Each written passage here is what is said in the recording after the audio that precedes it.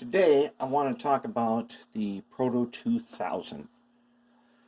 Now Proto 2000 are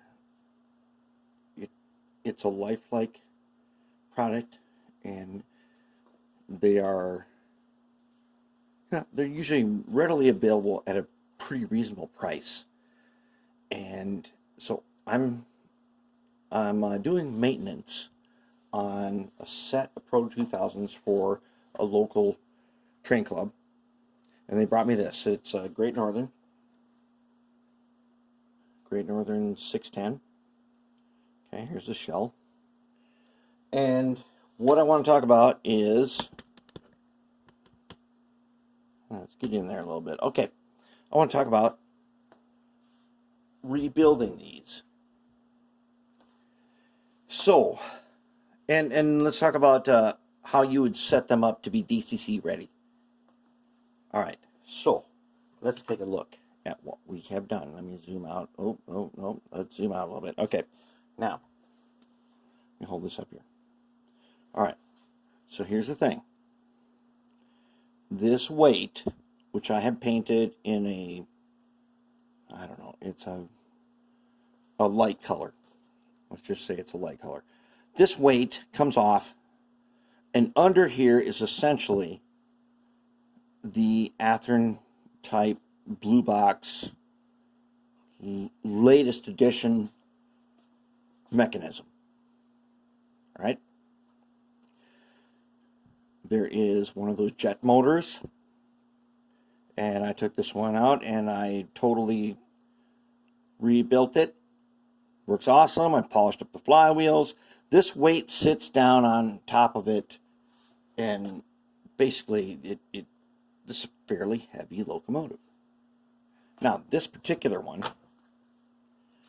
let's see if we can see right here. See that F right there? If you can see that, it means this one, its normal operating position is long hood forward. Now I have not put the light back in, so it had this light in there, which I can feel. There is a resistor here, and there's probably a diode right here. And so when it's traveling long hood forward, the light is on. I'm going to put that back in a while. Now, to make this thing DCC ready, what you have to do is you've got to get, like an Athearn, underneath here, that standard Athearn clip that goes on the bottom of the motor. Unlike Athearn ones, it does not have wipers that drop down.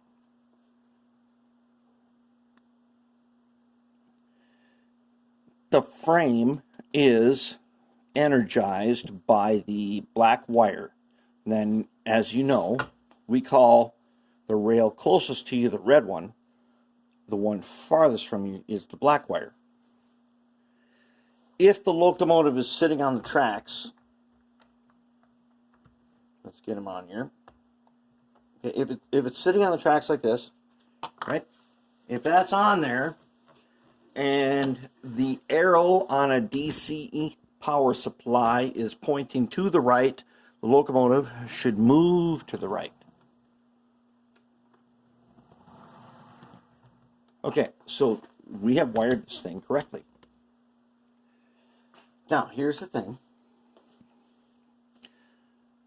Because of this weight and the way this thing's organized, what I did was I had to mill out a little slot right here from the bottom motor clip so I could put a wire on there, which comes up to the top. And I made a little PC board to put on the top there.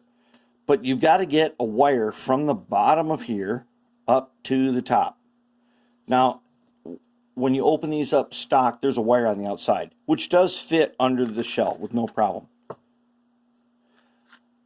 I made a tiny channel. I put the wire up through here, and I covered it with just a piece of electrical tape. No problem. Underneath here, there was a piece of very sticky tape, which I got rid of, and I put a piece of electrical tape across the bottom, And as you know, these motor mounts, I always use some chapstick to get them to fit right. Little chapstick, push the motor in, no problem. When I washed them, however, because this thing's pretty old now, they are definitely showing signs of hardening. They're not hardened yet, but they are showing the signs. So in the future maintenance for this locomotive, those are going to have to go, and some new ones got to be put in. So back to the electrical. So what I did was as usual, I brought the wire up from the bottom, and I always make the bottom one is the black wire, the top one is the red wire. However, I'm running out of red and black wire because I keep using it. So I had to use some different colors, no problem. When I order the wire, it comes in the set of a whole bunch of different wires, and I ended up where I use up all the red and all the black, and I got a ton of yellow, blue, and green. So I brought a green wire up, PC board. Now on these, unlike the Athearn, let's zoom in. Unlike Athearn Blue Box, they don't have that great big clip that comes over the top. And as you know, when you're working on a blue box, when you got it ready and you have it set so that the front side, on this one happens to be long hood, the front side is facing to the right, the power pack arrow is to the right, it should move to the right when you apply power. Okay, so to do that, that means that on the trucks, there is a spring clip that comes over the hole in it that fits into a little socket down here, under here, right? Okay, that one, that's the black wire side, goes on this side. These that come up face to you to make this thing travel in the right direction. Now, what I did was I soldered this blue wire, which normally should be like a black wire, and this black wire should be a red wire, but that's just the way it is. I'm not going to, this is a maintenance operation, not one of my total rebuilds. I'm trying to do good maintenance on this for a club that runs this thing hard, because they have a lot of public appearances, and this locomotive needs to be super reliable. So I soldered on a blue wire to a spot on the trucks, like I do in the Athearn videos, and I brought it up to my PC board, which is red and black wire. Okay?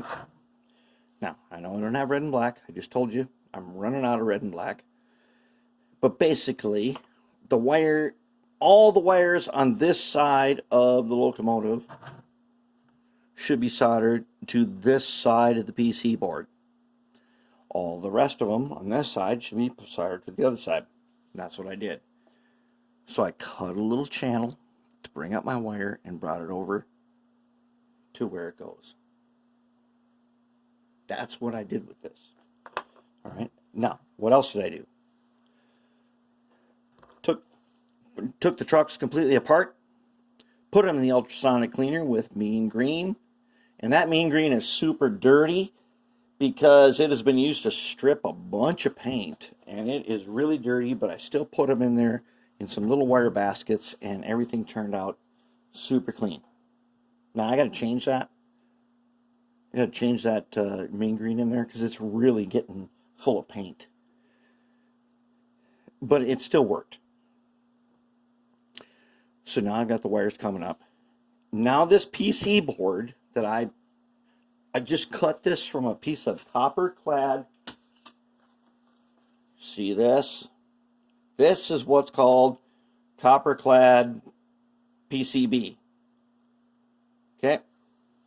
I just ran my little router tool, zip, cut it off, and I've got a piece of PC board like that. If you can see that, if that focuses. Okay, that's what I got. That's what I put in there. And I glued it in. Just a part of it. I glued it right here to this metal weight. Tiny bit of goop. So now if I ever want to take this apart, I can just take it up and take it apart. Nothing in here is like, it's not epoxied, it's not super glued, it's nothing. This can all come out. It can all come out super easy. That's what we want. If we wanted to put DCC in here, I don't know if you can see under here, but we got a yellow and a green. That goes to the motor. These black and blue wires come up and provide power that goes down to the motor. So if you wanted to put a decoder in here, what you would do is you would take up the yellow and the green, take them up, don't cut them off, you just unsolder them, take them up, connect them to the motor leads of your decoder, and then connect the power leads of your decoder down to this board. Plenty of room for that, and then you would be good to go.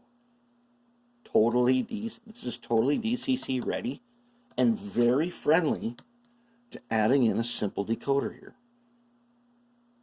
That's what we want. All right, let's give it a test though. Come on. I know you guys want to see how it runs, because of course, once again, I used on all of the phosphor bronze fittings naturally on the phosphor bronze on the motor and on the worm. The bearings got Marble lubricating oil, which is, as we already know, air tool oil. 10 bucks will get you a quart, which will last you forever. Good stuff. Just a dot onto those bearings. Then the gears all got a tiny wipe of the Mag 1. The wheels got polished and coated with the Oxguard. Okay. I'm thinking that I'm going to have to monetize this video in order to complete the monetization survey. Long ago, if you've been following me for a long time, I was monetized. Then during the purge, I got demonetized. Then they came back and I got monetized again. And normally I don't monetize videos, but I have to do the survey. So this is going to be one of the monetized videos. And normally I don't do that, but I got to do at least one for the survey. Okay, so let's see. I got arrow left, and she moves left. Oh, nice. Let's go arrow right.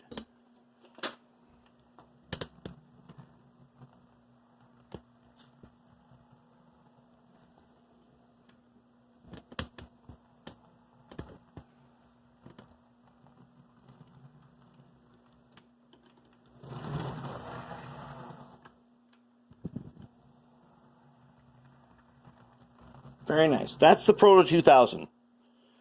Now, as you know, I've got a whole bunch of these.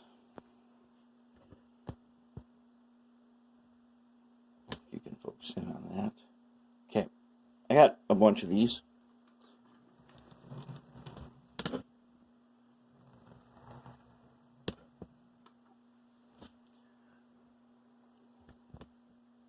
Focus in. Okay. I've got a whole bunch of these. And shortly here, we got to get on to the contest locomotives, because convention time's coming up.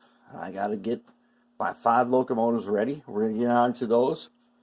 But this rebuild is a total success.